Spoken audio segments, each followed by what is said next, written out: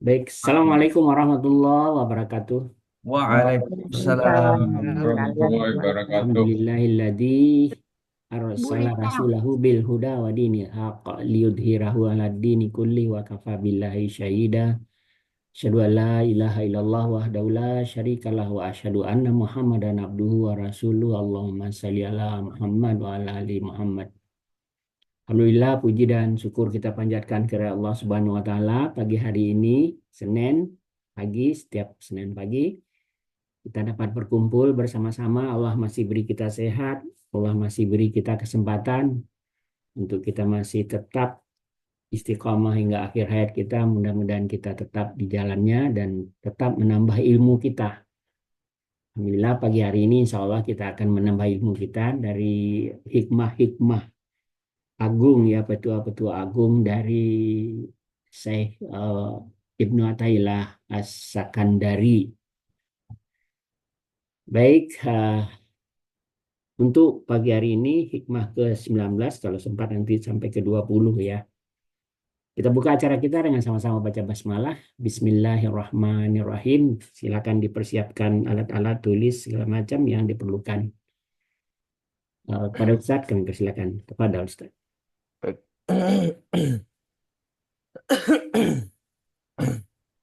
Terima kasih Pak Mazwar. Bismillahirrahmanirrahim. Assalamualaikum warahmatullahi wabarakatuh. Waalaikumsalam warahmatullahi wabarakatuh. Alhamdulillah. Alhamdulillahirabbil alamin wal aqibatu lil muttaqin wala udwana illa 'alal zalimin. Wassalatu wassalamu ala asyrafil anbiya wa khatamil mursalin sayyidina wa nabiyyina wa maulana Muhammadin wa ala alihi wa sahbihi haqqa qadrihi wa miqdarihi al-azim. Subhanaka la ilma lana illa ma 'allamtana innaka antal alimul hakim. Rabbi shrah li sadri wa yassir li amri wahlul 'uqadatam min lisani yafqahu qawli. Wasaddid lisani wahdi qalbi bihaqqi sayyidina Muhammadin sallallahu alaihi wa alihi wa sahbihi wasallam. Amma ba'du. Fa ya ayyuhal hadirun wal hadirat, segenap para peserta kajian online Husnul Khotimah Institute via Zoom meeting online setiap Senin pagi. Alhamdulillah, pada kesempatan pagi hari ini Allah memberikan kita kesempatan, kemauan, dan kekuatan untuk sama-sama kita hadir via Zoom meeting ini dalam rangka thalabul ilmi dan berusaha untuk memperbanyak bekal kita sebelum kita menghadap kepada Allah. Mudah-mudahan ini semua diridhoi oleh Allah dan mendapatkan pahala yang besar di sisinya.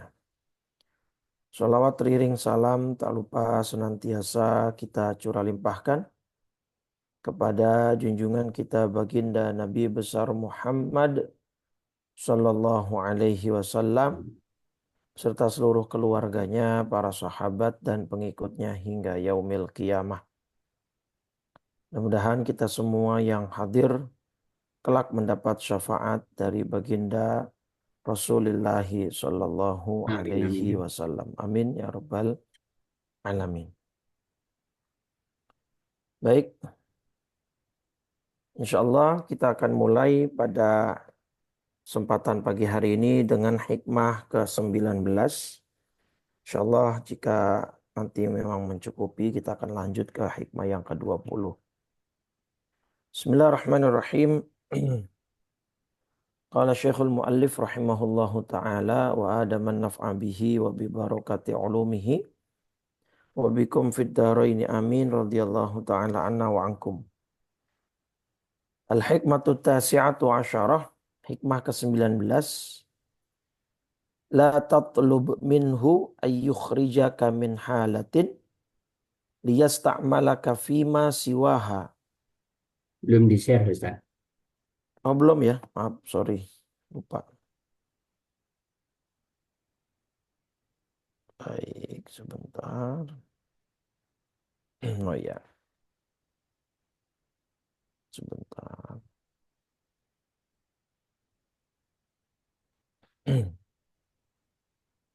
Ya, baik. Hikmah ke-19. La tatlub minhu ayyukhrijaka min halatin liyasta'malaka fima siwaha. Falau aradaka lasta'malaka min duni ikhrajin.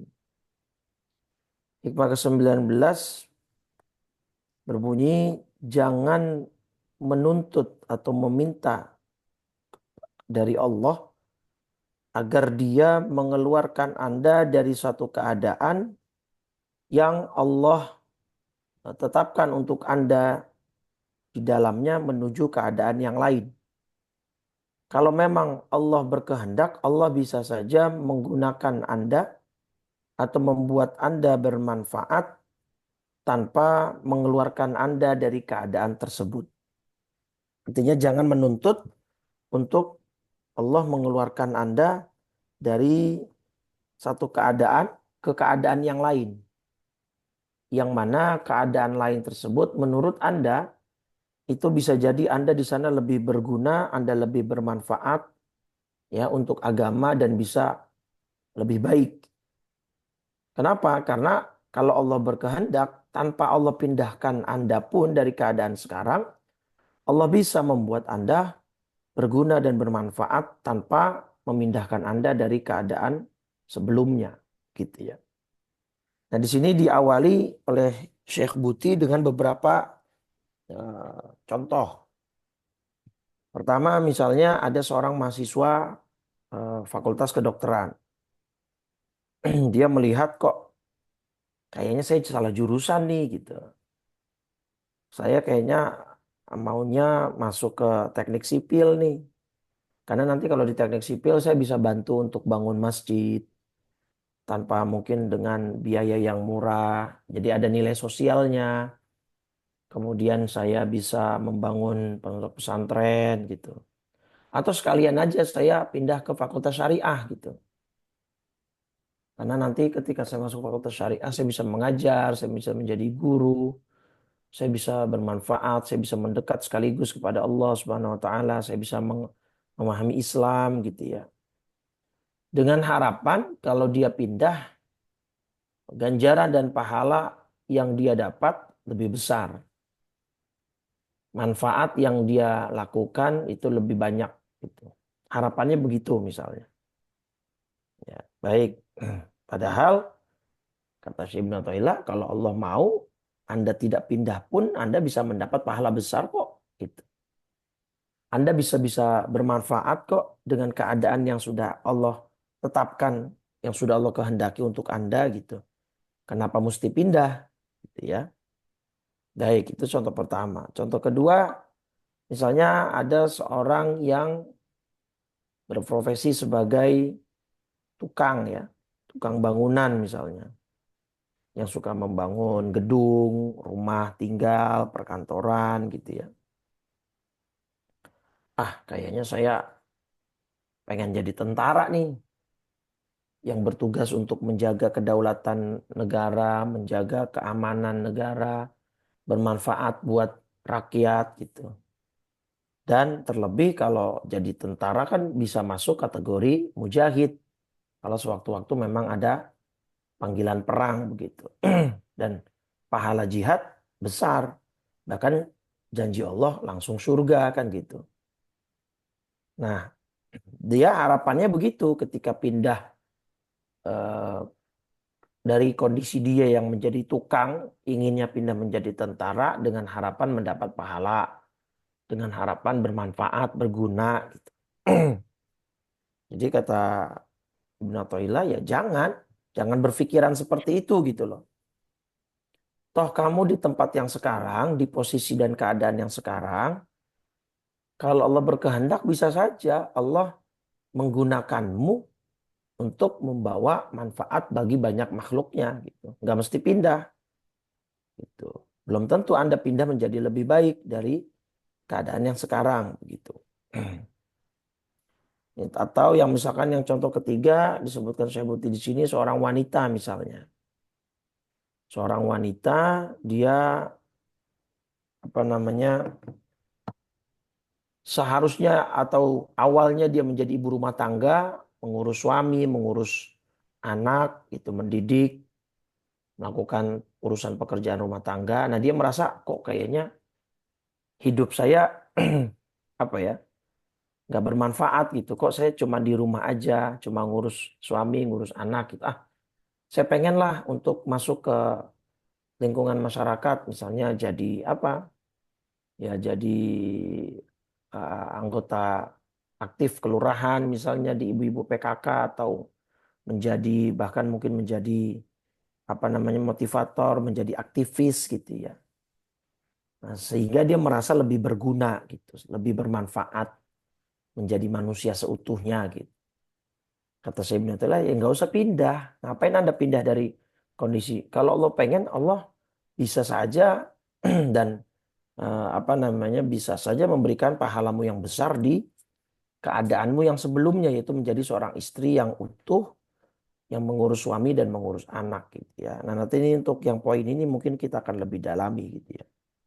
Yang intinya dari beberapa contoh tadi, ada beberapa orang yang apa berkeinginan untuk berpindah profesi, berpindah keadaan, berpindah situasi dari keadaan dan situasi yang sebelumnya dengan harapan akan menjadi lebih baik dari kondisi sebelumnya, terutama dari hal pahala yang akan dia dapat, yang akan dia raih.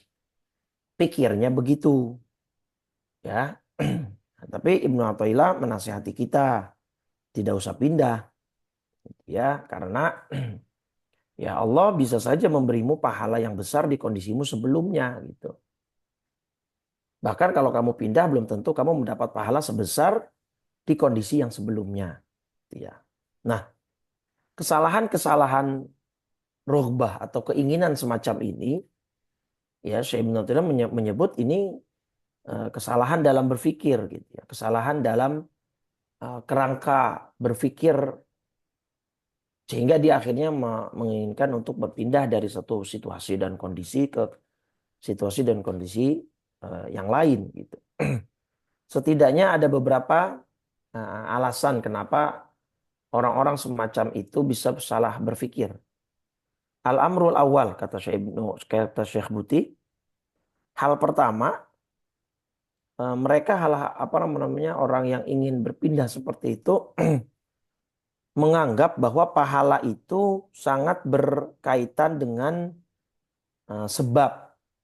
Jadi seakan-akan yang seperti di dunia syariat seperti ustadz, ustadzah, hanya mereka yang bisa dapat pahala besar. Seakan-akan hanya orang yang jihad di jalan Allah yang bisa dapat pahala. Jadi seakan-akan jihadnya itu yang apa namanya yang menyebabkan pahala besar. Menjadi ustadznya atau berdakwahnya itu yang secara otomatis membuat dia mendapat pahala besar. Padahal tidak begitu. Gitu ya, padahal tidak seperti itu. Karena apa? Semua amal, semua profesi, semua kegiatan itu bisa bernilai pahala yang sama. Potensinya ada gitu loh, sama. Mau dia jadi dokter, mau dia jadi apa namanya layanan publik gitu. Itu bisa punya potensi yang sama untuk mendapat pahala yang sama gitu. Jadi jangan hanya berpikir kecil bahwa hanya seperti jadi ustadz berdakwah gitu ya, atau mujahid, orang yang jihad berperang, hanya itu saja yang bisa menghasilkan pahala besar. Enggak. Allah sangat bisa dan sangat mungkin memberikan Anda pahala dari kegiatan yang sekarang Anda tekuni gitu loh. Jadi di sini Syekh Buti menekankan fal muajjir wal muthib fi kullil ahwal wa ala kullil umur huwallah. Yang perlu Anda yakini bahwa pemberi pahala dan zat yang memberikan ganjaran itu hanya Allah. Ya memang ada sebabnya, tapi musabibnya, ya yang memberikan akibat dari sebab yang kita lakukan itu ya Allah semata. Yang memberikan pahala Allah gitu, bukan semata-mata sholat atau jihadnya atau dakwahnya gitu. Tetap yang memberi pahala Allah. Nah, ini bisa masuk dalam semua aktivitas dan kegiatan amal gitu. Yang penting ada kebermanfaatan di situ. Ya. Makanya Imam Ghazali kan mengatakan jangan tinggal di satu daerah yang tidak ada dokter dan tidak ada ustadz gitu kalau bahasa kitanya sekarang. Jadi alimul abdan dan alimul adyan. Gitu ya. Jadi Imam Syafi'i itu menasihati kita jangan hidup di satu daerah yang tidak ada alimul adyan dan alimul abdan. Ya, alimul adyan itu orang yang ahli agama, ya maksudnya ustadz kalau zaman kita sekarang ya. Ya, alimul abdan orang yang ahli dalam badan manusia, maksudnya dokter. Nah, dua dua dua apa namanya dua variabel ini atau dua profesi ini menjadi sangat penting bagi Imam Syafi'i. Jadi jangan sampai Anda tinggal di satu daerah yang ustadznya nggak ada, dokternya nggak ada. Kenapa? Karena ibadah itu, ustadz itu penting untuk menuntun kita ke akhirat, dokter itu juga penting untuk menyembuhkan penyakit-penyakit kita melalui ilmunya. Tapi kan tetap kita yakin bahwa yang menyembuhkan siapa? Allah, kan begitu ya. Nah, jadi itu yang harus dipahami. Jadi jangan kemudian menuntut Allah untuk memindahkan Anda dari kondisi yang sekarang. Gitu ya. Jadi itu kesalahan pertamanya. Dia berpikir bahwa yang memberi pahala itu otomatis dari pekerjaannya gitu. Ketika dia jihad ya pasti dapat pahala besar. Ketika dia dakwah ya pasti dapat pahala besar gitu ya. Baik. Nah, pertanyaan yang di kolom komentar nanti ada di akhir ya Bu. Masalah hijrah dari yang buruk. Insya Allah kita akan jelaskan. Eh, kemudian kesalahan kedua, amal itu jenisnya banyak gitu ya. Amal itu ibadah itu dalam kemarin sudah kita bahas ya, yang tanawu'at jinasul amal. Jadi ibadah atau amal perbuatan bisa menjadi ibadah di dalam konteks Islam itu jenisnya banyak sekali. Yang penting asasnya apa? Ada satu tak bertentangan dengan syariat, ya tidak bertentangan dengan syariat. Yang kedua adanya asas kebermanfaatan untuk makhluk hidup lainnya, ya asas kebermanfaatan. Nah, ketiga nanti yang agak kalah penting adalah niat. Gitu. Nah, jadi ketika aktivitas apapun mengandung 3 poin ini, itu semua bisa bernilai ibadah, Bapak Ibu. Nah, jadi jangan kemudian menuntut Allah untuk mengubah kondisi Anda, gitu ya. Semua kegiatan aktivitas itu bisa bernilai ibadah, gitu. Bahkan perbedaan-perbedaan profesi ini merupakan rahmat Allah loh Bu. Coba bayangin, kita tinggal di dunia nggak ada yang jadi tukang bangunan coba. Kita mau bangun rumah gimana gitu ya. Jadi adanya ketertarikan yang berbeda-beda atau minat yang berbeda-beda dari setiap manusia. Ada yang minatnya jurusan kedokteran, jadi ada dokter alhamdulillah. Ada yang minatnya jurusan teknik sipil, jadi ada insinyur, jadi ada kontraktor alhamdulillah. Ada yang minatnya jadi misalnya ya tadi kuliah syariah sehingga ada orang yang ahli dalam agama bisa membuat fatwa, bisa memberikan ceramah agama. Ada yang minatnya mungkin dalam bidang transportasi sehingga kita memiliki alat transportasi yang maju dan futuristik luar biasa. Nah, ini bagian dari rahmat Allah kata Syekh Buti.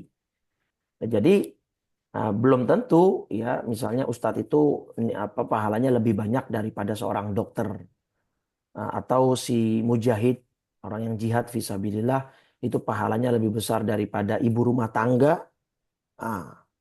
Belum tentu. Bahkan kan di hadis Muslim ya ada 3 golongan yang pertama kali masuk neraka kan yang sudah kita sering ulang ya. Pertama orang yang jihad fisabilillah. Kenapa dia masuk neraka? Ketika ditanya sama Allah di akhirat, fama amil tafiha, apa yang kau lakukan di dunia? Dia jawab, qatal tufika, saya berjihad atas namamu ya Allah. Saya berperang untuk membela agamamu. Allah bilang apa? Kadzabta. Dusta kamu, bohong. Ya, kenapa? Karena Allah qatalta, kamu berjihad itu niatnya li ayyuqala jari'un. Niatnya agar supaya Anda dipanggil pahlawan, dianggap pahlawan. Waqad qila, dan Anda sudah mendapatkan pujian itu. Fasuhiba ilan nar, kemudian orang ini ditarik ke neraka gitu ya. Jadi bukan semata-mata jihadnya yang memberikan pahala besar. Tadi yang saya bilang, bahkan belum tentu orang yang jihad fisabilillah pahalanya lebih besar daripada ibu rumah tangga. Kan begitu ya. Jadi jangan kemudian untuk kita menuntut Allah. Jadi intinya ada di niat. Selama dia niatnya itu ikhlas karena Allah ingin membawa kebermanfaatan sehingga kita menjadi orang yang paling bermanfaat. Kan Nabi bersabda ya, khairun nas anfa'uhum linnas. Sebaik-baik manusia adalah manusia yang paling bermanfaat kepada manusia yang lain. Jadi nggak perlu pindah dari posisi dan kondisi Anda sekarang. Hanya karena Anda menganggap kondisi yang kedua atau kondisi yang lain bisa lebih banyak menghasilkan pahala atau kebaikan misalnya.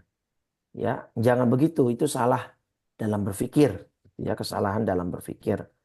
Nah, jadi yang penting kita mengikhlaskan niat, kita melakukan sebaik-baiknya di kondisi yang sekarang Allah tempatkan untuk kita, gitu ya. Nah, itu kesalahan kedua. Jadi kesalahan kedua, mereka hanya membatasi ibadah itu sedikit saja. Jadi amal-amal yang bermanfaat itu hanya sekedar kayak tadi dakwah, jihad. Enggak. Semua profesi, semua keadaan itu berpotensi ya, untuk mendapatkan pahala yang besar dari sisi Allah Subhanahu wa taala. Bagaimana tinggal tergantung niat dia, kemudian dan tergantung bagaimana dia melakukan apa yang bisa dia lakukan dengan sebaik-baiknya. Kesalahan ketiga, kenapa ada kelompok orang-orang yang ingin berpindah, kata Syekh Buti, dari keadaan dia sekarang kepada keadaan yang lain atau situasi yang lain. Dia mengira tadi itu, bahwa Allah nggak bisa memberikan dia pahala kecuali dia harus pindah ke kondisi yang seperti yang dia harapkan tadi, yang dia angankan tadi.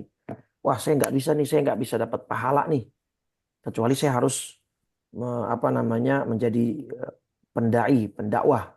Saya harus jadi ustadz. Nah, akhirnya makanya banyak nih ustadz-ustadz dadakan yang mohon maaf secara keilmuan sebenarnya belum pas untuk menjadi dai, untuk menjadi ustadz. Tapi karena dia menganggap bahwa mengajak orang kepada kebaikan adalah suatu ladang pahala yang besar ada di sana. Iya memang betul kita disuruh berdakwah. Tetapi yang perlu diperhatikan dakwah yang dimaksud adalah sesuai kapasitas Bapak Ibu. Jadi kalau dia belum memiliki ilmu yang banyak, dia belum pernah membahas, dia belum pernah belajar tentang bab muamalat misalnya contoh. Dia belum mendalami soal misalnya tentang riba, tentang apa. Nah, dia jangan ngomong tentang perbankan misalnya. Dia hanya baru belajar tentang sholat, tentang baca Quran. Ya hanya yang dia sudah kuasai saja yang bisa untuk dia bagikan dalam dakwah gitu ya. Nah, itu yang perlu diperhatikan. Jangan kemudian langsung diberi kepercayaan di atas mimbar, berbicara tentang hal-hal yang dalam, yang padahal ilmunya saja belum ada gitu ya. Jadi nggak perlu pindah. Ya karena kita bisa multitasking gitu. Kalau kata Syekh Putih. Jadi bisa saja misalnya tadi Anda menjadi dokter. Anda menjadi dokter, kemudian Anda tetap bermanfaat gitu ya bagi orang banyak. Anda tetap bisa membawa kebaikan. Misalnya ada kalau tidak salah kisah dokter yang saya ngelihat di podcast siapa ya, di acara TV atau apa ya. Dia mendapat pesan dari ibunya, kalau Anda jadi dokter, Anda tidak boleh dalam tanda petik berbisnis dengan pasien Anda gitu. Sehingga dia punya kebijakan beberapa pasien yang kurang mampu bahkan dia bantu dari kocek sendiri gitu kan. Itu kan bisa ya. Dan itu pahalanya tidak kalah besar misalnya dengan dakwah fisabilillah. Dia membantu pasien yang kurang beruntung, yang tidak mampu misalnya saat misalnya dia mungkin BPJS-nya mati, dia bantu bayarkan BPJS-nya. Misalkan BPS-nya mati, dia bantu hidupkan kembali. Dan hal-hal semacam itulah. Yang saya kira pahalanya juga tidak kalah besar. Bahkan ibu rumah tangga nih, misalkan tadi menganggap, aduh Ustadz kayak saya kok kayak jadi orang nggak berguna ya, hidup cuma di rumah aja ngurus anak. Nah, itu salah. Salah dalam berpikir itu, kesalahan berpikir untuk ibu-ibu nih ya. Ibu-ibu besar sekali pahalanya, Bu. Ya, ibu mengurus suami, mengurus anak. Itu bukannya berarti Anda tidak menjadi orang bermanfaat. Jadi, dia berpikir orang yang bermanfaat hanya orang yang bisa memberikan kuliah umum misalnya di kelurahan, memberikan sumbangsi tenaga pikiran di kecamatan misalnya, terjun langsung ke masyarakat. Belum tentu. Justru bisa jadi ketika Anda pindah ke kondisi seperti itu, anak Anda terlantar. Ya kan, suaminya kewajibannya menjadi terbengkalai. Malah bisa menjadi dosa itu, bukan menjadi pahala yang lebih besar gitu. Nah, Anda mengurus anak, mengurus rumah tangga, capek Bu. Nah, bahkan kata ulama ada dosa yang itu tidak bisa diampuni oleh Allah kecuali dengan rasa lelah dan letih yang dirasakan oleh seorang ibu atau ayah ketika capek mengurus anak atau mengurus rumah tangga gitu ya. Jadi ada dosa-dosa tertentu yang memang seperti itu jenisnya gitu. Bahkan ada ini saya ingat satu riwayat dalam kitab Qami'ut Tughyan karya Syekh Nawawi Al-Bantani. Seorang ada hikayat dari Sayyidina Ali bin Abi Thalib ya. Nah, ini hikayatun qala Aliyun. Ali bin Abi Thalib bercerita suatu ketika ada seorang pria datang kepada Nabi Muhammad SAW. Nah, pria ini mengadukan perihal maksiat yang telah dia lakukan. Faqala ya Rasulullah asaitu fatahhirni. Ya Rasul, saya ini telah berbuat dosa. Maka tolong sucikan saya.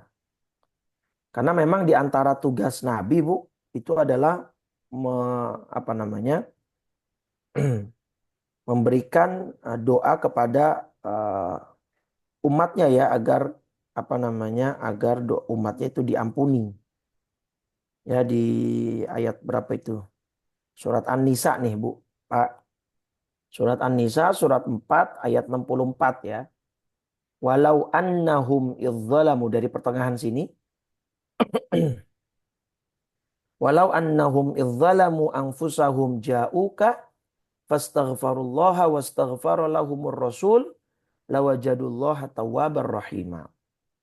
Dan sungguh sekiranya mereka setelah menzolimi dirinya artinya berbuat salah, berbuat dosa, kemudian datang kepada Nabi Muhammad SAW, lalu dia memohon ampunan kepada Allah dan Rasul pun memohonkan ampunan untuk mereka, niscaya mereka dapati Allah Maha Penerima Taubat dan Maha Penyayang. Artinya dosanya pasti diampuni kalau Nabi sudah turun tangan memintakan ampun kepada Allah. Itu ya, di surat An-Nisa surat 4 ayat 64. Maka orang tadi datang seperti itu. Ya Rasul, asaitu fatahhirni. Saya telah berbuat dosa, maka sucikan dosa saya. Artinya tolong mintakan ampun kepada Allah. Nah, ditanya sama Nabi, wa ma'isyanuka, emang dosa kamu apa? Kamu sudah berbuat apa? Nah, orang tadi jawab, astahi min an akul. Ah, saya malu ceritanya ya Rasul. Nabi marah di situ. Kata Nabi, atastahi minni an tukhbirani an dambika walima lam tastahi minallah wa huwa yaraka. Nah, sekarang kamu malu untuk cerita kepada aku dosa apa yang telah kamu lakukan.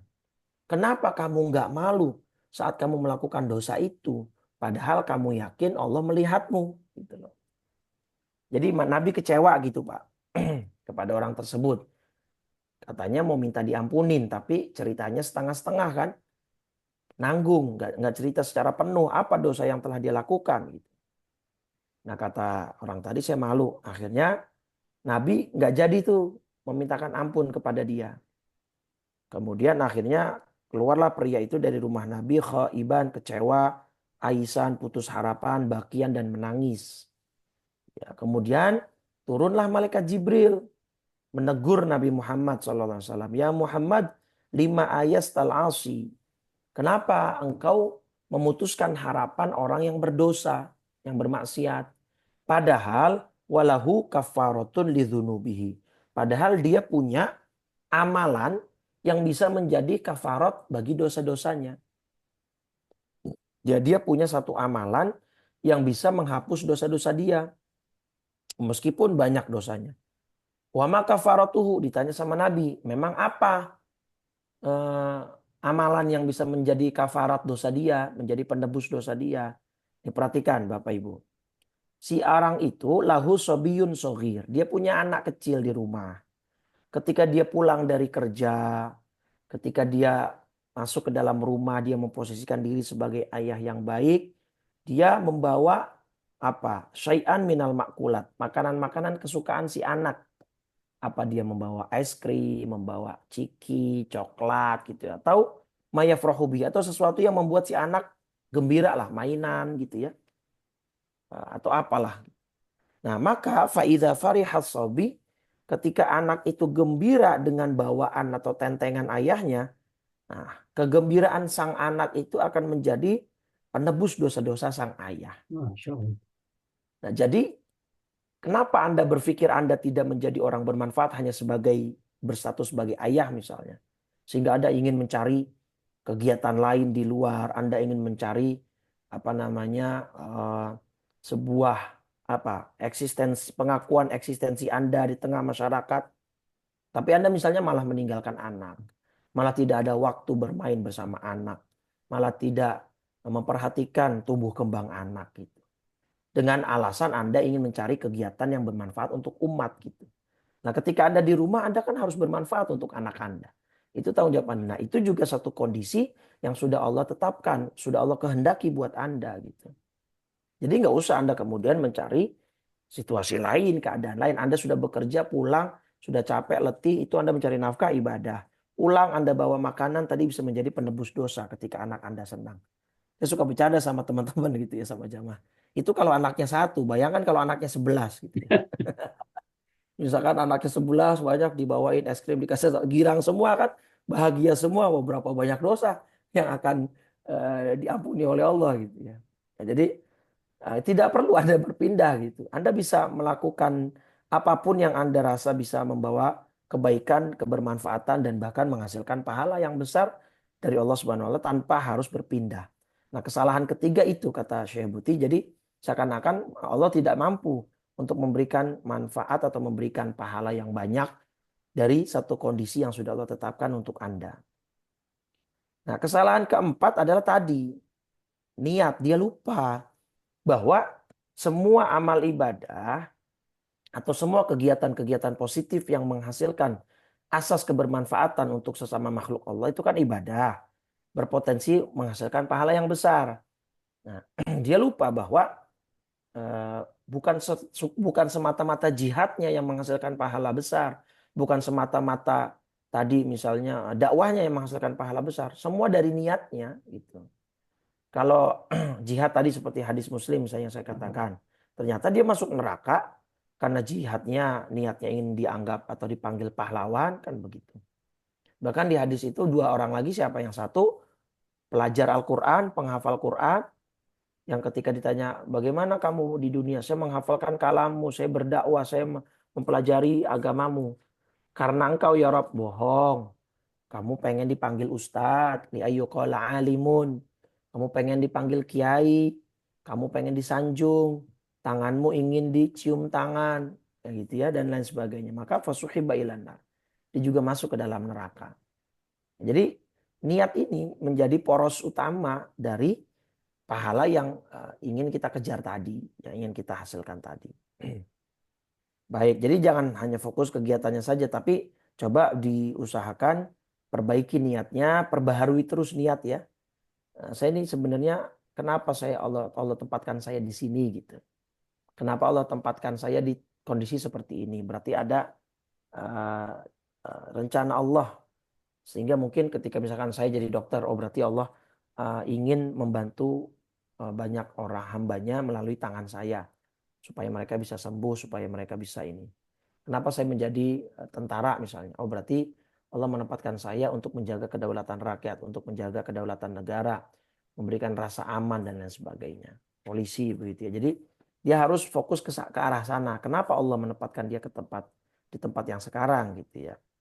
Baik. Nah, pertanyaan tadi yang ada di kolom komentar langsung saya tanggapi dari Ibu Yusri, ya Ibu Yusri PKU. Bukankah Nabi menyuruh kita hijrah ingin supaya kita bisa mendapatkan kehidupan dari yang sempit menjadi yang lapang gitu ya, dari yang buruk yang menjadi lebih baik. Nah, pertama gini, satu hal bahwa hikmah Ibnu Athaillah yang ke-19 ini hanya berlaku untuk amal yang mubah. Jadi ketika Anda sudah jadi dokter, Anda sudah jadi tentara, Anda sudah jadi polisi, Anda sudah jadi tukang bangunan, insinyur, apapun lah ya. Selama itu mubah, bukan suatu profesi yang haram, maka maksudnya Imam Ibnu Athaillah Anda nggak usah pindah gitu. Karena Anda sudah di posisi yang safety, yang aman gitu untuk Anda tidak terjerumus dalam dosa. Tinggal bagaimana nanti pelaksanaannya. Tapi kalau sekarang Anda di posisi misalnya Anda jambret atau ada seorang begal, ada seorang maling, dia nggak bisa pakai hikmah ini. Terus dia bilang, ya udahlah berarti saya nggak perlu pindah ya Ustadz ya. Karena kan Allah sudah tempatkan saya di sini gitu. Berarti ini takdir dari Allah saya ditempatkan menjadi begal, menjadi maling. Ya enggak dong. Anda harus pindah kalau itu. Karena Anda melaksanakan satu kegiatan atau profesi yang berdosa. Kalau itu harus wajib pindah gitu loh. Pindah kepada yang lebih baik. Nah, ke situ arahnya. Jadi ketika Anda di sesuatu tempat atau kondisi sekarang bahwa Anda melakukan hal-hal yang berdosa, ya Anda wajib pindah. Kenapa? Karena dalam surat Al-A'raf surat 7 ayat 28. Nah, di sini Allah jelas mengatakan innallaha la ya'muru bil fahsya. Katakanlah sesungguhnya Allah tidak pernah menyuruh berbuat keji. Nah, kalau ada seorang sekarang posisinya dia menjadi maling, dia menjadi pejabat yang korup misalnya, dia menjadi pembunuh bayaran atau perbuatan-perbuatan dan profesi-profesi yang mengandung dosa dan maksiat. Nah, itu Anda tidak berlaku hikmah ke-19 Ibnu Athaillah ini. Anda harus wajib pindah. Right now sekarang juga secepat mungkin. Anda tidak berlaku kayak nasihat ini dengan mengatakan oh, berarti saya nggak perlu pindah Ustaz, berarti ada kebermanfaatan yang Allah harapkan dari keadaan saya sekarang. Nggak ada sama sekali. Anda wajib pindah sekarang gitu ya. Nah, terkait misalnya kita disuruh atau dianjurkan untuk berhijrah ke arah yang lebih baik, maksudnya itu, Bu. Kalau memang misalnya dia sekarang di kondisi yang mengandung maksiat. Kalau misalkan hijrahnya Nabi dari Mekah dan Madinah juga kan untuk menghindari dosa. Dosa apa? Dosa kalau misalnya dia tetap nanti di Mekah bisa kembali lagi ke agama nenek moyang gitu kan. Padahal mereka sudah bertauhid. Jadi kan untuk menjaga agama, hifdzuddin gitu ya. Menjadi hijrahnya Nabi ke Madinah kan bukan karena uang. Makanya hadis niat. Nah, itu ya. Innamal a'malu bin niat wa innama likulli imri'in ma nawa. Faman kanat hijratuhu ilallahi wa rasulih fahijratuhu ilallahi wa rasulih. Wa man kanat hijratuhu lidunya yusibuha aw imra'atin yankihuha fahijratuhu makanat hajara ilaih atau kama qala Rasulullah SAW. Jadi hadis itu kan Bu, sababul wurudnya. Nah, kalau ayat atau surat dalam Al-Quran, latar belakang turunnya ayat atau surat itu namanya sababun nuzul. Latar belakang kenapa ayat itu turun, ceritanya ada apa, sebabnya gimana gitu kan. Kayak surat Al-Ikhlas, kenapa surat Al-Ikhlas turun? Karena ada sekelompok Yahudi bertanya kepada Nabi tentang eksistensi Tuhan. Siflana rabbak ya Muhammad, Tuhan kamu itu sebenarnya apa sih? Terbuat dari apa gitu. Turunlah surat Al-Ikhlas, itu namanya sababun nuzul. Kalau di hadis namanya sababul wurud.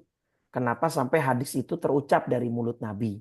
Nah, hadis niat tadi, Bu, itu kan tentang sababul wurudnya ya, sebab latar belakang keluarnya hadis itu karena ada sekelompok sahabat yang Nabi terima laporan, mereka niat hijrahnya karena ingin bisnis. Oh, nah ini di Madinah nanti prospek bisnisnya lebih bagus nih. Karena di Mekah kita sudah diboikot sama orang kafir Quraisy kan. Kita nggak bisa lagi melebarkan sayap bisnis nih. Bahkan mungkin kita akan stuck. Nah, maka mereka niat hijrahnya bukan karena menjaga agama, bukan karena ingin mendapatkan pahala dari Allah, tapi karena ingin dagang, ingin bisnis, ingin berniaga. Nah, satu lagi, ada sahabat yang hijrahnya niatnya karena ingin menikah dengan wanita Madinah. Oh, kita pindah yuk ke Madinah. Saya dengar-dengar di Madinah nih wanitanya cantik-cantik. Maka kata Nabi, keluarlah hadis tadi. Sesungguhnya amal ibadah seseorang itu tergantung niatnya. Dia hanya akan mendapat yang dia niatkan. Ketika hijrahnya karena Allah dan Rasul, maka dia akan mendapatkan pahala hijrah dari Allah. Tapi kalau hijrahnya karena dunia yang ingin dia kejar, atau karena wanita yang ingin dia nikahi, maka ya hijrahnya hanya sebatas itu yang dia dapat gitu. Nah, jadi Nabi menganjurkan kita berpindah ke arah yang lebih baik itu selama kalau memang keadaan kita sebelumnya itu satu misalkan membahayakan agama, dua misalkan mengandung dosa dan maksiat, maka kita berpindah gitu ya. Nah, selebihnya kalau kita di kondisi yang sudah mubah, kita di profesi yang sudah baik, yang tidak bertentangan dengan syariat, bahkan ada potensi kita melakukan kegiatan ini dengan asas kebermanfaatan, maka inilah yang dimaksud dalam nasihat Ibnu Athaillah yang ke-19. Anda jangan meminta Allah untuk mengubah keadaan Anda, karena keadaan Anda sekarang itu sudah dikehendaki olehnya. Ya, jadi tadi kenapa orang-orang banyak yang ingin berkehendak seperti itu tadi ada 3 kesalahan dalam berpikir. Pertama, dia menganggap bahwa murni karena materi profesinya lah yang membuat dia mendapat pahala besar. Tadi karena jihadnya, karena dakwahnya, karena ininya, maka dia ingin berpindah. Yang kedua, dia lupa bahwa yang berpengaruh itu adalah niat. Yang ketiga, tadi bahwa amal ibadah itu banyak jenisnya. Ya ibadah itu tidak hanya sempit soal agama gitu. Yang penting ada asas kebermanfaatan. Kemudian itu tadi kita tidak perlu berpindah, tapi kita juga bisa kok melakukan banyak aktivitas yang mengandung pahala. Walaupun kita seorang dokter, kita bisa untuk bisa terus.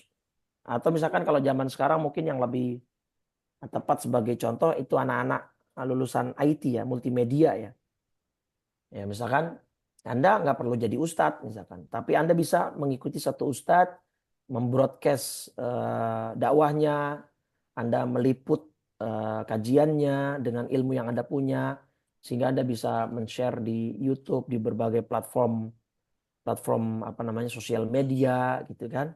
Nah itu juga kan berarti ilmu yang Anda miliki tentang dunia, padahal kan IT kan ini dunia ya, alat-alat dunia semua nih. Seperti ini Zoom meeting, nah ini tetapi dengan keahlian Anda di situ Anda bisa mengambil peran dan bagian pahala yang mungkin saja bisa Allah berikan. Bahkan bisa jadi semua panitia atau semua tim media itu pahalanya lebih besar dari ustadznya misalkan gitu kan ya.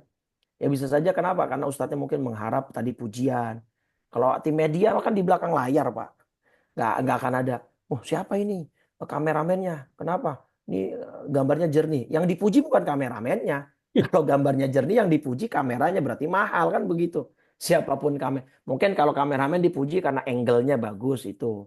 Oke lah skillnya. Tapi ketika sudah kameranya bagus ya otomatis 70% masalah selesai kan begitu. Nah, jadi bisa jadi orang yang di belakang layar ini pahalanya bisa lebih besar dari ustadznya misalnya. Seperti itu ya. Nah, jadi ini intinya untuk amalan yang mubah. Kalau untuk amalan yang haram yang Anda wajib pindah, Anda harus pindah gitu. Baik, mau lanjut ke hikmah 20 dulu atau kita diskusi dulu Pak Mazwar? Boleh sebentar diskusi Ustaz. Kalau ada Boleh. untuk klarifikasi, silakan Ya. Bapak Ibu yang ingin mengklarifikasi yang disampaikan hikmah ke-19 ini. Ustadz ini ada teman ya, eh, rumahnya sekarang agak jauh dari masjid gitu. Dia harus naik kendaraan begitu. Jadi dia mikir, ini kalau saya sudah semakin tua gitu, kalau naik kendaraan ke masjid, kok rasanya ada apa-apa gitu, malah kecelakaan di jalan gitu. Eh, Mau mikir dia ya dijual rumah itu dicarilah yang dekat masjid gitu, yang bisa jalan saja gitu, yang kecil gitu. Ya. Itu pindah dari posisi itu apa termasuk yang ke-19 ini Ustaz? Baik. Menarik. Itu juga menjadi salah satu sebab turunnya surat Yasin ayat 12 Pak Mazwar. Oh, Nah, di kalimat inna nahnu nuhyil mauta, nah wa naktubu ma qaddamu wa atharahum. Oke. Nah, kamilah yang akan mencatat apa yang telah mereka kerjakan dan bekas-bekas yang mereka tinggalkan. Nah, ini wanak tubuh makadamu atharohum. Bekas-bekas yang mereka tinggalkan itu maksudnya apa ini? Jejak langkah kaki ya yang mereka tinggalkan dalam melangkah ke masjid. Nah, asbabun nuzul dari ayat ini, ada keluarga di zaman Nabi namanya Bani Salimah. Nah, keluarga Bani Salimah ini atau Bani Salamah, ada yang menyebutnya Bani Salimah, ada yang menyebutnya Bani Salamah. Mereka ini tinggalnya jauh dari Masjid Madani, Masjid Nabawi, Masjid di Madinah. Kemudian mereka mengadukan perihal ini ke Nabi. Syakat Banu Salamata bu'da manazilihim minal masjid. Ya Rasul, ini rumah kami jauh nih dari masjid. Nah, setahu kami di dekat masjid itu ada kafling gitu mungkin ya, kalau kita sekarang kafling tanah yang akan dijual gitu. Gimana pendapatmu kalau kita pindah sekeluarga? Harapannya tadi supaya kami ke masjidnya bisa lebih mudah. Nah, itu di hadis Nabi melarang. Oke. Jangan, kamu nggak boleh pindah. Kenapa? Karena kalian ini sekeluarga semangat semua ke masjid. Nah, kemudian turut ayat ini kami akan catat bekas-bekas yang mereka tinggalkan. Maksudnya bekas-bekas langkah kaki. Nah, artinya Nabi memberi isyarat semakin jauh kamu dari masjid dan kamu bisa. Karena kan poinnya Bani Salamah keluarganya semangat ke masjid semua nih. Kata Nabi, sayang kalau kamu pindah. Kalau kamu pindah, langkah kakimu akan semakin sedikit. Ketika langkah kakimu semakin sedikit, pahalamu semakin berkurang. Gitu. Nah, akhirnya Bani Salamah keluarganya memutuskan untuk tidak jadi pindah. Nah, ini bisa menjadi satu dalil atau patokan untuk teman Pak Mazhar tadi. Nah, cuma setiap orang kan kondisinya berbeda Pak Mazhar. Misalnya ketika ada satu orang yang kalau jauh benar-benar menjadi malas, kalau jauh benar-benar menjadi bahkan berkurang intensitas dan frekuensi ke masjidnya, nah maka dia boleh mengambil rumah yang lebih dekat ke masjid misalnya dengan harapan dia bisa nanti lebih sering ke masjid. Tapi kalau dia bisa memastikan dan berazam kuat walaupun rumahnya jauh dia tetap bisa berangkat atau sesering mungkin ke masjid, ya sebaiknya dia tidak pindah begitu. Jadi nanti balik lagi lihat ke azamnya dia. Apakah dia kuat untuk tetap bisa hadir ke masjid walaupun sudah sepuh, ya walaupun sudah sudah lagi pula gini di dalam surat At-Tin itu ya watini wazaitun di kalimat falahum ajurun ghairu mamnun gitu ya. Surat At-Tin surat ke-95 ayat 5 dan 6 nih. Nah, ini maksud saya gini Mas War ya. Tsumma radadnahu asfala safilin. Kemudian kami kembalikan dia ini maksudnya manusia ya. Karena kan sebelumnya laqad khalaqnal insana fi ahsani taqwim, sungguh kami telah menciptakan manusia dalam bentuk yang sebaik-baiknya. Dalam bentuk berarti kan fisik nih ya. Fisik sebaik-baiknya. Nah, di ayat kelimanya kemudian kami kembalikan manusia ke tempat serendah-rendahnya. Maksud dari kalimat tempat yang serendah-rendahnya apa ini? Bukan neraka, bukan juga posisi atau derajat. Ini maksudnya baliknya ke fisik. Nah, nanti ini merujuk kepada surat Ar-Rum surat 30 ayat 54. Di situ Allah berfirman, Allahul ladzi khalaqakum min dha'fin. Allah menjadikan manusia dalam keadaan lemah. Setelah lemah, tsumma ja'ala min ba'di dha'fin kuat. Setelah kuat, lemah lagi plus beruban. Ja'ala min ba'di quwwatin dha'fa wa syaibah. Lemah plus beruban ya. Jadi artinya dia sudah lemah. Artinya ketika manusia panjang umur, itu dia akan melewati fase ini. Lemah itu maksudnya pas bayi ya. Ketika bayi, dia tidak mampu berbuat apapun. Kuat, sekarang kita misalkan bisa kemanapun sendiri, bisa melakukan apapun sendiri. Nanti ada saatnya kita lemah. Tua, sakit, ya, sehingga butuh bantuan orang lain. Nah, inilah yang dimaksud dengan tempat yang serendah-rendahnya. Nah, kecuali orang beriman, Dan orang yang mengamalkan kebaikan, illalladzina amanu wa amilus shalihat, falahum ajrun ghairu mamnun. Mereka akan mendapat pahala yang tidak ada putus-putusnya. Ini maksudnya apa? Dalam tafsir Jalalain dikutip hadis dalam rangka menafsirkan ayat ini, idza balagal mu'minu minal kibari ma ya'jizuhu 'anil amali kutiba lahu mithla atau mithlu ma kana ya'malu atau kama qala Rasulullah. Dalam hadis kata Nabi, ketika seorang mukmin sudah beranjak tua, fisiknya melemah gitu ya. Kemudian sehingga amal-amal yang biasa dia lakukan saat muda itu tidak bisa lagi dia kerjakan karena terhalang dengan kondisi sakit dan tua itu misalnya. Maka pahala yang dicatat oleh Allah itu persis sempurna, Pak. Sama dengan ketika dia melakukan.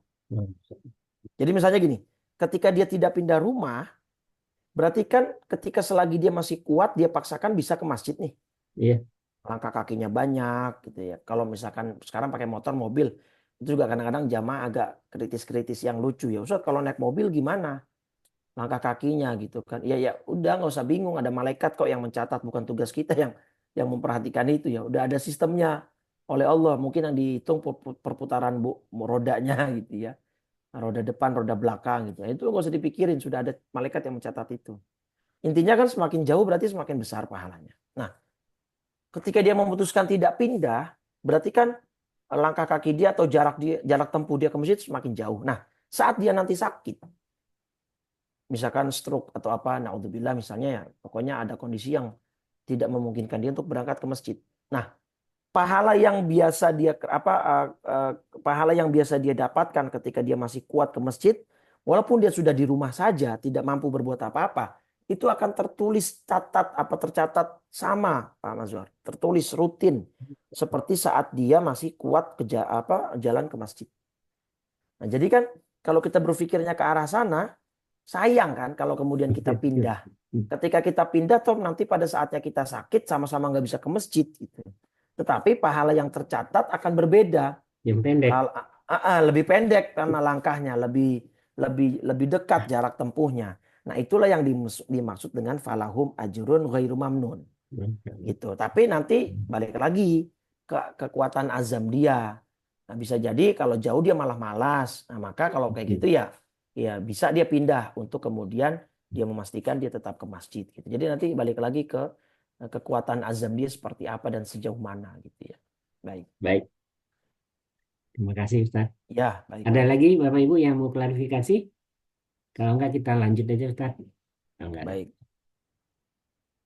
Kita masuk hikmah ke-20. Sebenarnya ini panjang ya. Saya khawatir tidak sempat ini 30 menit sisa atau bahkan 20 menit karena sisanya kita buka tanya jawab. Tapi kalau nanti tidak sempat kita lanjutkan di pertemuan selanjutnya. Karena ini ada dua Ya. part ya. Ada dua part bagian hikmah ke-20. Ma aradat himmatu salikin antaqifa indama kushifa laha illa wanadathu hawatiful haqiqati alladzi tatlubu amamaka. Ini part pertama. Part pertama sampai sini. Tapi memang berkaitan. Wala tabarrajat lahu dhuwahirul mukawwanat illa wanadathu haqa'iquha innama nahnu fitnatun fala takfur. Ini potongan ayat ya, surat Al-Baqarah surat 2 ayat 102. Ya. Dimasukkan dalam bagian nasihatnya Ibnu Athaillah. Baik, kita masuk part pertama dari hikmah ke-20.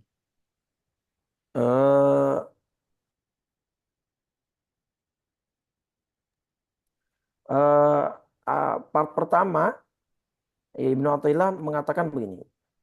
Ma aradat himmatu salikin antak syifa inda kusyifalha. Tidaklah semangat seorang salik. Salik itu seorang yang menempuh jalan menuju Allah ya. Ya seperti kita ini insya Allah kita termasuk salik. Orang yang menempuh jalan menuju Allah. Tidaklah semangat seorang salik itu akan berhenti saat dia telah dibuka ya oleh Allah apa namanya hakikat-hakikat atau hal-hal gaib, kecuali bisikan hakikat akan berbisik kepada dia, alladzi tatlubu amamaka, yang engkau cari itu ada di depanmu. Itu ya.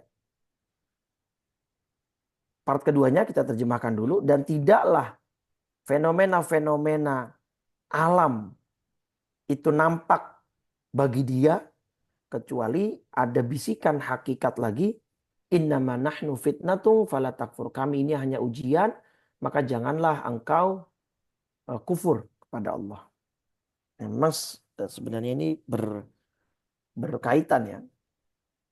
Baik. Hikmah ini sebenarnya ditujukan oleh Ibnu Athaillah untuk orang-orang yang sok-sok menjadi wali, Pak.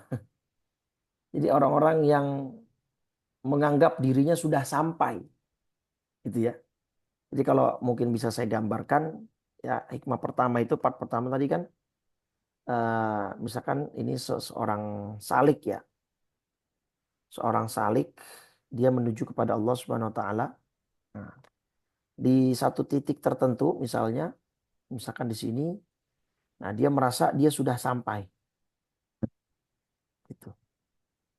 Kenapa dia merasa dia sudah sampai? Karena tadi dia mendapatkan mukasyafah, jadi mendapatkan hal-hal spektakuler lah, mendapatkan hal-hal luar biasa yang mungkin tidak didapat oleh orang kebanyakan gitu. Ya pengalaman-pengalaman spiritual lah gitu ya. Pengalaman-pengalaman spiritual yang dia merasa, oh ini kayaknya tanda deh dari Allah. Bahwa saya ini orang pilihannya, bahwa saya ini wali gitu. Oh berarti saya sudah sampai nih ke satu derajat, ke satu titik di mana saya di satu titik di mana saya dapat ridhonya Allah gitu. Nah di saat orang sampai ke titik seperti itu, nah maka nanti akan ada hakikat-hakikat yang nampak, bisikan-bisikan hakikat yang muncul. Enggak, kamu belum sampai. Kenapa? Karena tujuanmu masih ada jauh di depanmu. Nah, jadi masih ada space nih. Sebenarnya kamu belum sampai, tapi dia tertipu gitu, Pak. Dengan keadaan yang Allah tetapkan untuk dia gitu. Jadi dia merasa, wah ini saya. Nah, di sini ada contoh menarik dari Syekh Buti. Misalnya ada seorang namanya Zaid. Ya, misalkan ada orang namanya Zaid. Zaid ini tadinya orang yang bergelimpangan dosa, orang yang berlumuran apa namanya maksiat, bergelimpangan dosa lah. Dia melakukan maksiat kecil, bahkan maksiat besar. Satu hari Allah balik keadaan dia bertaubat, kemudian dia beribadah kepada Allah, sholatnya menjadi rajin, luar biasa deh, baca Quran gitu. Nah, gini Pak, si Zaid, misalkan ini Zaid ya tadi ya, kita sebut ini Said. Zaid ini tadi sebelumnya di sini dia maksiat nih, ahli maksiat lah. Semua maksiat dia kerjakan. Terus di sini dia taubat kan? Di sini dia taubat. Nah, sebelumnya dia melakukan dosa nih Pak di sini. Nah, ketika dia taubat dia melakukan banyak ibadah kan tadi, seperti misalkan sholat, baca Quran, kemudian misalkan puasa Ramadan. Tadinya nggak pernah puasa Ramadan. Nah, itu nanti setan Pak. Ya, setan di sini itu setan dia akan membisikkan kepada si Zaid ini, wow lihat tuh, kamu sekarang nih udah jadi orang pilihannya Allah nih, gitu. Kamu nih udah punya posisi tinggi di sisi Allah. Jadi setan itu kalau bahasa Buti yasluku syaitanu ilaihi sabilan akhar. Setan nggak berhenti menggoda dia, Pak. Setan itu nggak mungkin apa namanya menyerah.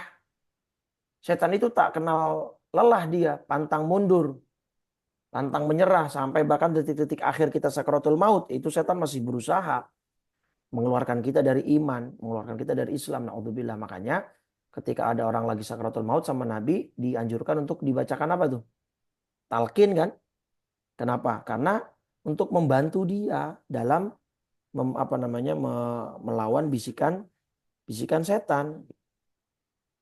Nah, setan itu gangguannya dari mana-mana ya. Artinya setan ini mengganggu manusia dari arah depan, arah belakang, arah samping kanan, samping kiri gitu ya. Jadi jangan kira ketika Anda sudah bertaubat, kemudian Anda memulai kebaikan dengan banyak, nah, kemudian setan lepas begitu saja tidak menggoda Anda. Oh, enggak. Setan itu bisa menggoda Anda bahkan dalam pekerjaan yang baik. Gitu loh. Bahkan godaan setan itu bisa datang saat Anda melakukan eh, kebaikan. Ya, contohnya ini, Zaid melakukan kebaikan sholat, dia sudah taubat gitu. Nah, akhirnya setan membisikkannya apa? Oh, kamu nih orang baik, kamu nih orang soleh, kamu orang apa namanya orang yang dipilih sama Allah Subhanahu Wa Taala. Nah, jadi dia akhirnya berpindah dari satu dosa ke dosa lain yang bahkan bisa jadi lebih berbahaya gitu. Bisa jadi dosa yang barunya ini apa kan takabur ya. Dosanya eh, dosanya ini lebih berbahaya, lebih lebih dalam daripada dosa yang tadi. Kalau dosa tadi yang sebelumnya kan dia apa namanya? Dia tidak sholat, tidak puasa, tapi dia nggak ada niat sombong. Jadi hati-hati dengan tipuan setan semacam ini ya. Nah, jadi setan itu tipuannya datang dari segala arah. Nah, itu lebih kalimat yang tepat ya, dari segala arah. Di surat Al-A'raf misalnya ayat 16 dan 17. Nah, ini ya. Nah, iblis bilang, "Fabima aghwaytani, karena engkau telah menghukum aku tersesat, la aqudanna lahum siratal mustaqim." Pasti aku akan selalu menghalangi mereka dari jalanmu yang lurus. Jadi setan itu nggak kehabisan akal lah untuk menyesatkan manusia. Tsumma la'atiyannahum min baini aidihim. Kemudian pasti aku mendatangi mereka dari depan, wa min khalfihim dari belakang, wa an aimanihim dari kanan, wa an syama'ilihim dari kiri. Wala tajidu aktsaruhum syakirin, dan kau tidak akan mendapati kebanyakan mereka bersyukur. Nah, jadi setan itu tidak kehabisan akal, tidak menyerah, dia akan terus menggoda manusia, menyesatkan manusia. Seperti contoh yang disampaikan Syekh Buti, sebelumnya Zaid melakukan dosa maksiat, ya oke dia nggak sholat. Tapi ketika dia taubat, dia melakukan banyak amal-amal soleh. Nah, setan menggoda dia dengan cara lain, yaitu dengan membisikkan sifat ujub, merasa bangga diri, takabur, sombong, merendahkan orang lain. Nah, di situ. Nah, kemudian apa yang terjadi? Zaid ini kemudian menjadi orang yang sombong. Dia menganggap dirinya sudah sampai kepada Allah. Kata Syekh Buti, boro-boro sampai. Orang dia aja baru mulai gitu loh.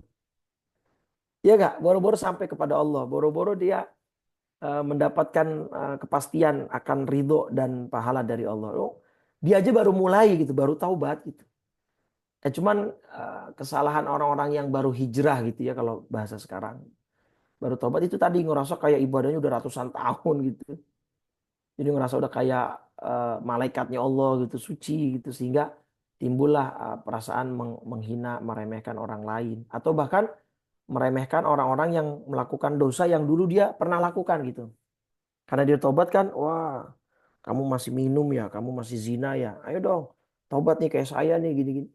Padahal dulu dia melakukan dosa yang sama.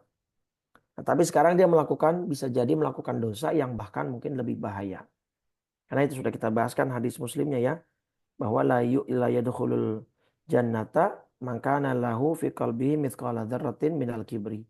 Tidak akan masuk surga seseorang yang di dalam hatinya ada setitik saja dari kesombongan. Nah, sekarang cara keluar dari perasaan semacam itu bagaimana? Perasaan yang tadi yang mengatakan bahwa saya sudah sampai nih. Allah memberikan saya banyak hal-hal yang luar biasa yang orang lain nggak punya nih. Saya berarti orang pilihannya Allah nih, saya walinya Allah gitu. Gimana cara keluarnya? Tadi dia harus menekankan diri dia bahwa enggak deh. Gimana saya menjadi orang pilihan? Gimana saya mengklaim bahwa saya sudah sampai kepada Allah? Wong saya saja baru mulai. Kemarin saya masih melakukan banyak dosa. Kemarin saya masih melakukan banyak maksiat. Sudah baru mulai, toh ibadah saya juga belum sempurna nih yang masih saya kerjain. Harus ada harus ada itu tuh, harus ada perasaan begitu supaya kita mengeluarkan perasaan sombong tadi. Ya, ah, saya mau banggain apa sholat? Nah, sholat saya sebanyak apa saya tahu, ya kan? Sudahlah sedikit sholat saya nggak khusyuk lagi gitu kan. Sudah sedikit nggak khusyuk. Kadang-kadang rokaat aja lupa gitu kan. Jadi apa yang mau saya sombongin gitu? Terus sebanyak apa sedekah saya juga paham. Sejauh mana ikhlas saya terhadap sodako-sodako yang saya keluarkan, saya juga tahu. Apakah saya mengharap balasan atau tidak, orang lain nggak paham. Saya paham, saya tahu gitu.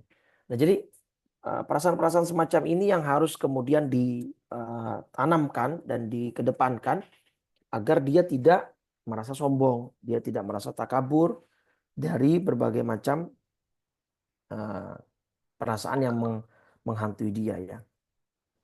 Nah, itulah yang kemudian dimaksud oleh Ibnu Athaillah, ma'aradat himmatu salikin antaqifa indama kusyifalaha. Tidaklah seorang salik, seorang yang menuju Allah Subhanahu wa taala itu punya keinginan untuk berhenti berjalan. Kan salik nih orang yang berjalan menuju Allah ya. Nah, kemudian di satu titik dia merasa, oh saya sudah sampai nih, berarti saya cukup. Saya nggak perlu melakukan perjalanan lagi menuju Allah. Nah, karena tadi ada pengalaman-pengalaman spiritual yang dia menganggap bahwa dirinya sudah pilihannya Allah nih. Saya sudah orang hebat nih, berarti ini saya sudah wali bahkan mungkin. Nah itu sebenarnya akan ada bisikan-bisikan yang membisikkan dia tentang hakikat yang sebenarnya. Apa? Yang sebenarnya adalah kamu belum sampai. Tujuan akhirmu ada di ujung. Gitu. Kamu belum sampai, ini kamu baru setengah jalan atau bahkan mungkin kurang dari setengah gitu. Kamu belum sampai. Perjalananmu masih jauh gitu. Kalau bahasa Syaibuti, innalladzi tatlubuhu min ridallah. Hal yang kamu tuju, yaitu ridhonya Allah, yang kamu selama ini berjalan menuju ke sana, itu la yazalu ba'idan amamaka. Itu masih sangat jauh ada di depanmu. Nah, sehingga ketika dia sudah punya perasaan semacam itu, nah timbul deh keinginan untuk menambah amal ibadah, keinginan untuk kemudian dia mengerjakan sunnah gitu ya. Maka kan dalam hadisnya wali itu bukan orang yang bisa jalan di atas air, bisa terbang. Nah, itu mungkin salah satu dari eh, ciri, tapi bahkan yang punya ciri semacam itu jarang sekali gitu ya. Di hadis Bukhari ini nomor 6502. Nah, ini ya. Nabi bersabda, "Man ada li waliyan faqad adzantuhu bil harbi." Barang siapa yang memusuhi waliku. Jadi memang konsep wali dalam Islam itu ada, Pak. Nah, kalau Bapak Ibu ingat di pertemuan sebelumnya kan tentang wali abdal ya. Ada Allah tetapkan wali abdal di muka bumi ini berjumlah 30 orang.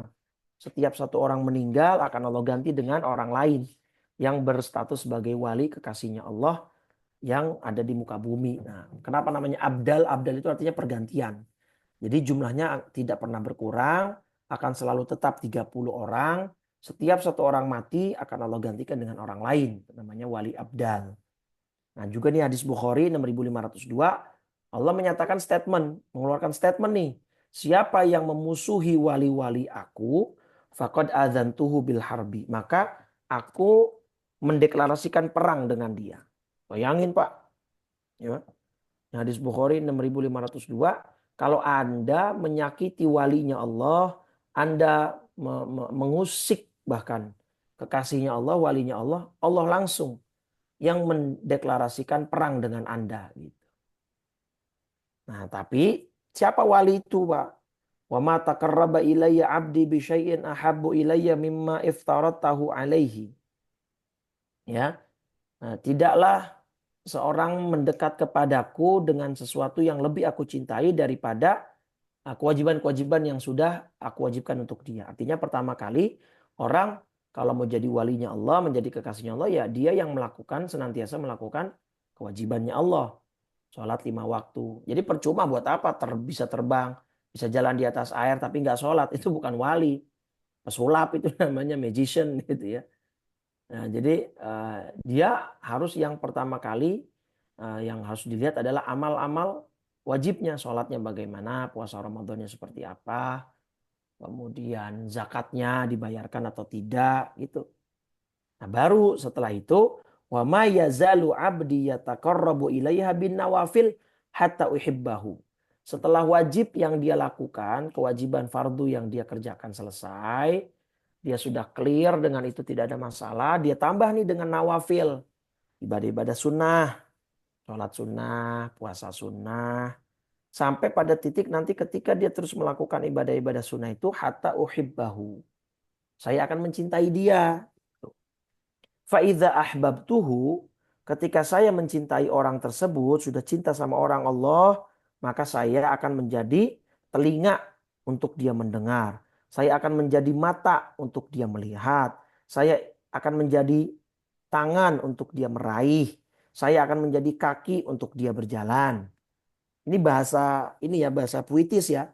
Bukan maksudnya Allah menjelma menjadi mata dia, bukan. Artinya setiap gerak-gerik dia, tindak tanduk dia, penglihatan dia, pendengaran dia, kaki dia, tangan dia, itu akan selalu diberi petunjuk kemudahan oleh Allah untuk melaksanakan hal-hal yang diridhoinya gitu. Jadi seakan-akan dirinya terjaga dari perbuatan dosa.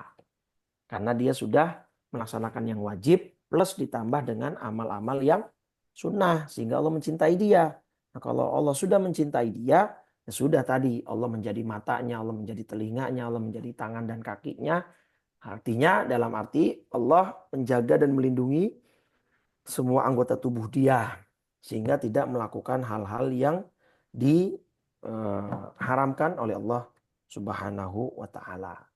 Itu ya Bapak Ibu ya. Jadi tidak kemudian orang yang menjadi wali itu serta-merta bisa terbang. Enggak.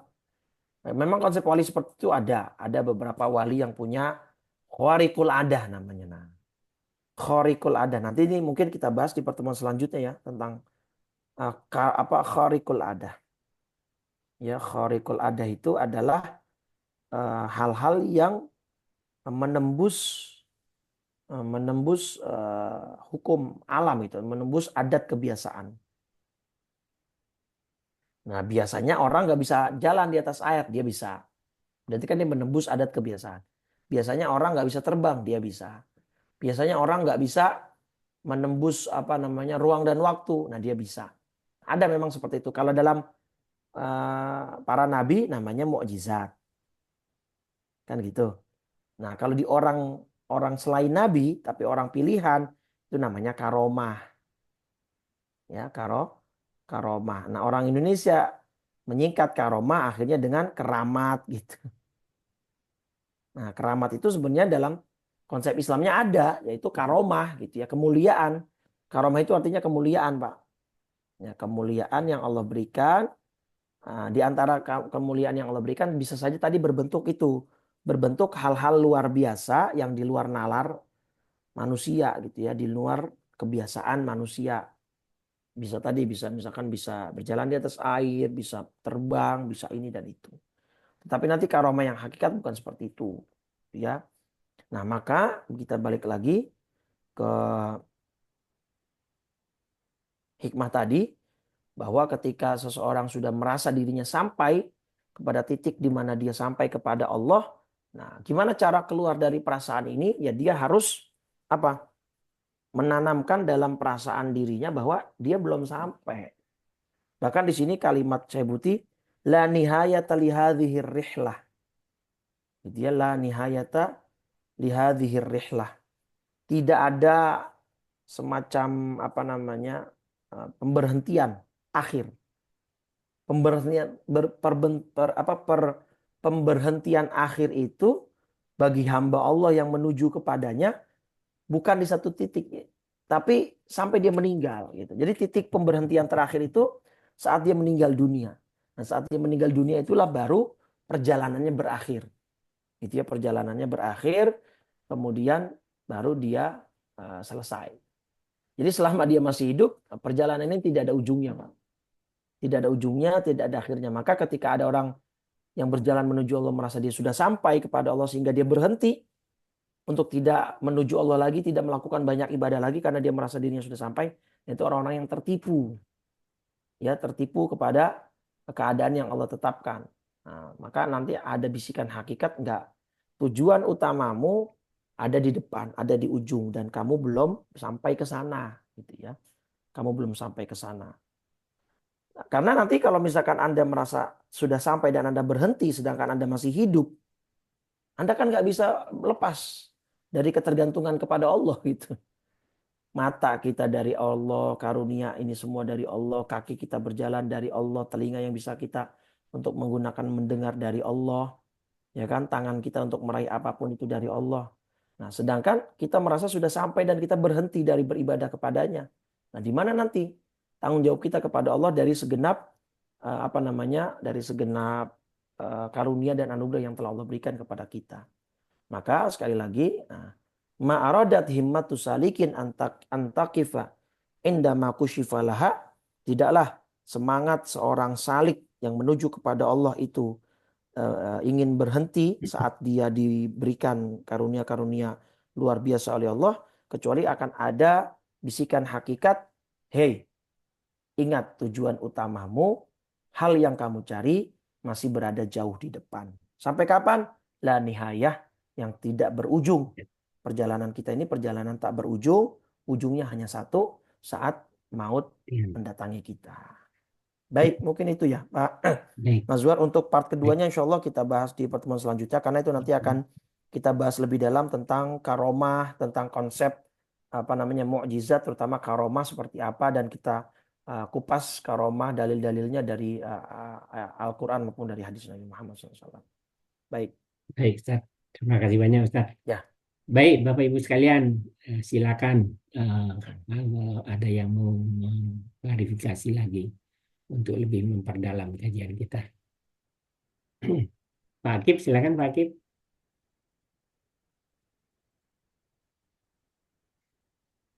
Makasih Pak Mas. Assalamualaikum warahmatullahi wabarakatuh. Pak Ustadz, Waalaikumsalam warahmatullahi saya mohon penjelasan tentang hikmah yang ke-19 tadi, tentang sebaiknya kita tidak pindah.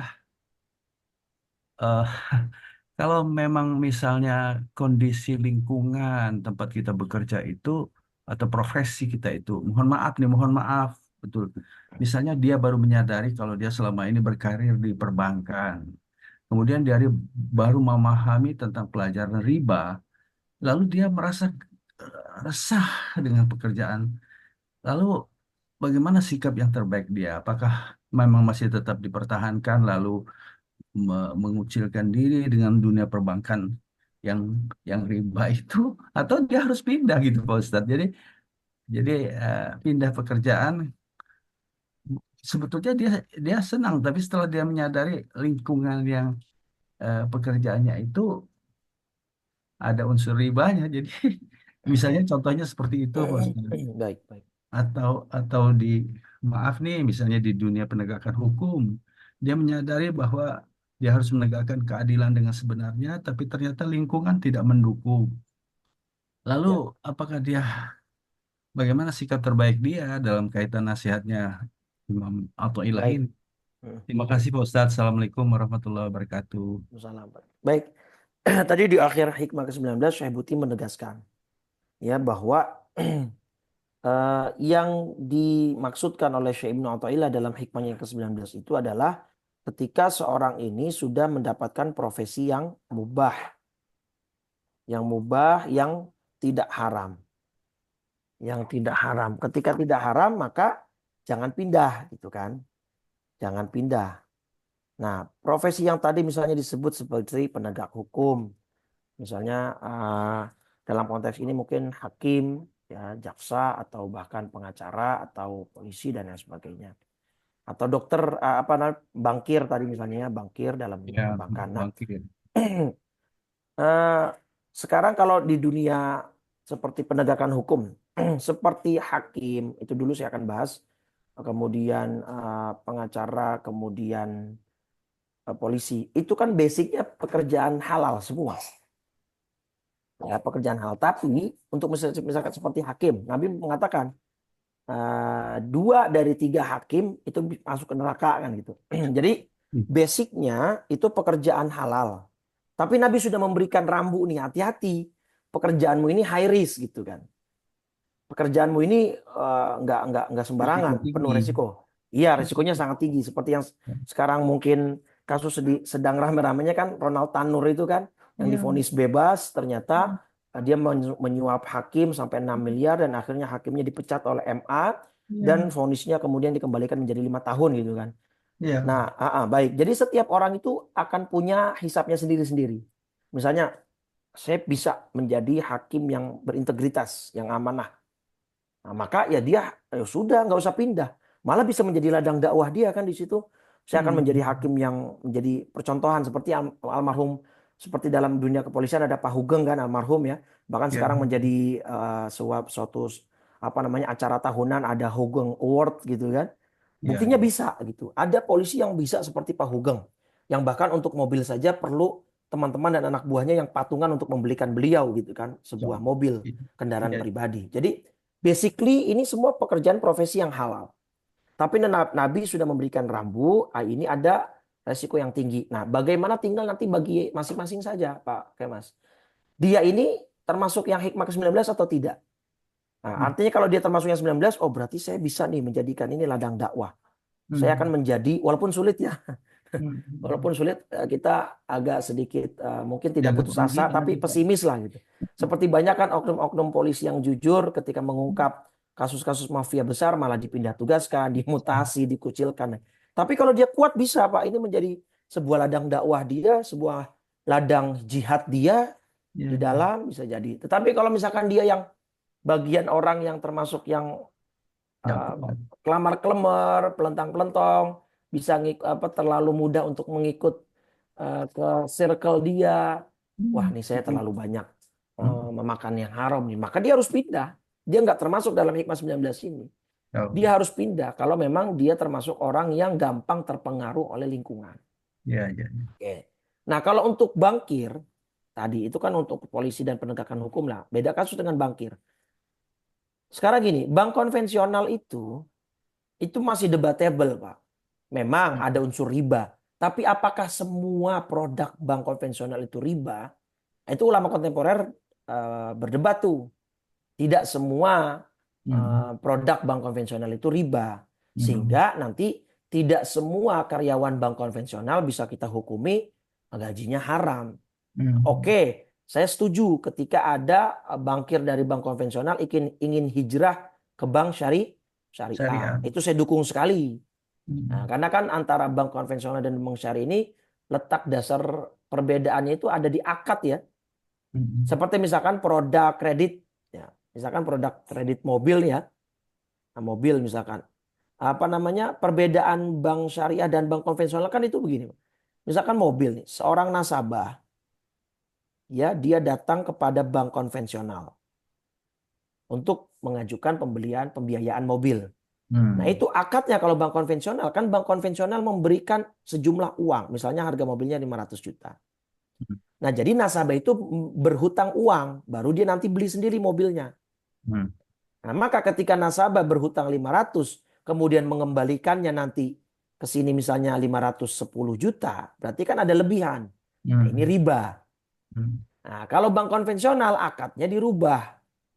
Akadnya gimana? Bank syariah itu membeli mobil ke showroom. Misalkan seharga 500. Nah maka mobil itu menjadi milik si bank. Baru bank ini nanti menjualnya ke nasabah. Nah mobil itu kan sudah milik si bank syariah itu dulu. Nah bank syariah ini menjual ke nasabah dengan tempo. Waktu misalkan 3 tahun. Dan ada margin, keuntungan. Karena dia kan berjualan. Dia berbisnis. Nah dia membayarnya atau membelinya modalnya 500 juta. Dia kemudian dia jual ke nasabah dengan 520. atau 510 tadi contoh kita. Nah, berarti 10 jutanya ini adalah margin keuntungan. Nah, ini kan halal, yang menjadikan halal akadnya. Jadi bank syariah membeli mobil, akhirnya mobil itu milik dia. Nah, kemudian nanti bank syariah ini menjual ke nasabah dengan tempo dan ada margin. Nah, itu boleh. Sebenarnya kan secara praktek sama nih Pak, sama-sama 510 ngebalikinnya. Iya, iya. Yang membedakan akad. Seperti layaknya nikah dan zina. Mohon maaf. Nikah dan zina kan secara praktek sama. Berhubungan dua badan, laki dengan wanita.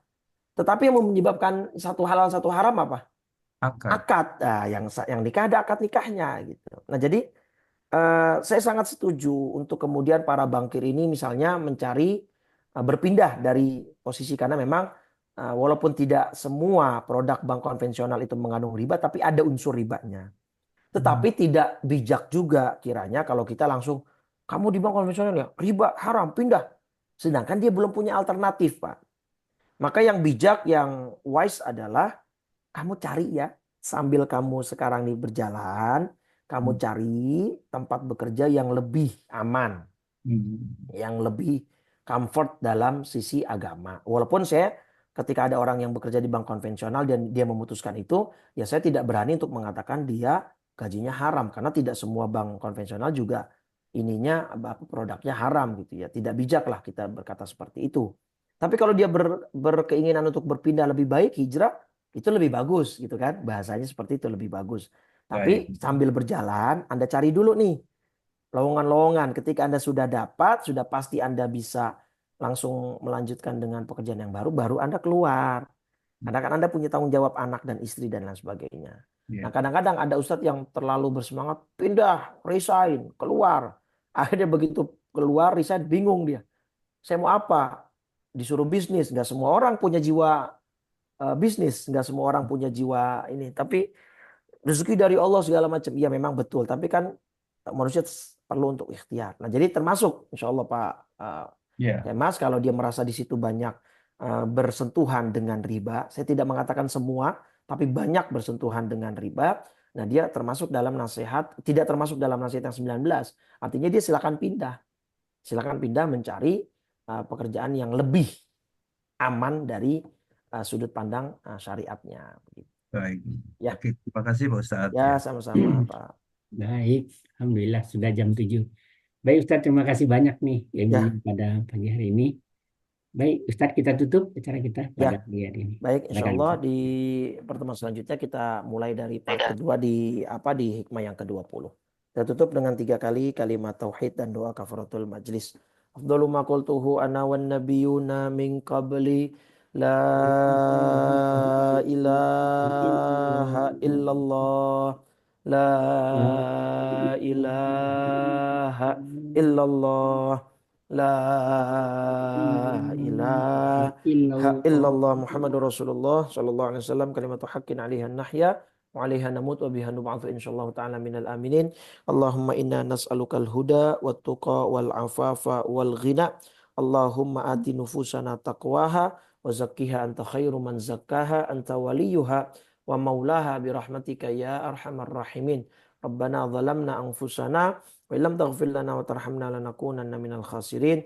Rabbana atina fid dunya hasanah fil akhirati hasanatan wa qina adzabannar. Sallallahu alaihi wasallam Muhammadin wa ala alihi wasallam walhamdulillahi rabbil alamin.